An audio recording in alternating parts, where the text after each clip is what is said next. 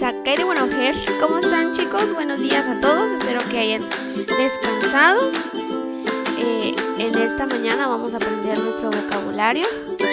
Wakami, Dichotrik, Riwinak. Nuestro vocabulario de esta mañana lleva por título las personas.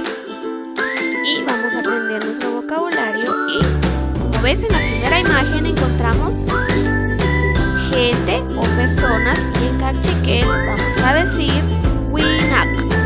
Winak. Recuérdate, gente o personas, Winak. Ahí, un chic. Vamos a ver en la número 2. Muy bien, acá miremos la imagen de una señora. Señora en cachiquel vamos a decir Ishok. Ishok. Oshi. Número 3. Señor en cachiquel Achin. Achin. Hum kai yoshi.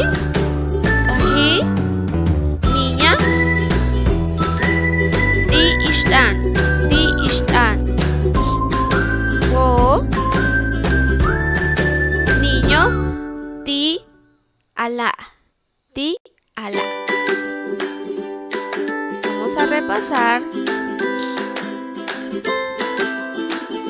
y vamos a pronunciar otra vez. Hunchik, otra vez. Hunkayoshi. Winak, gente o personas. Ishok, señora. Achi, señor. Dishtan, niño, niña. Di ala, niño. Riwinak. Repasa el vocabulario y nos vemos a la siguiente.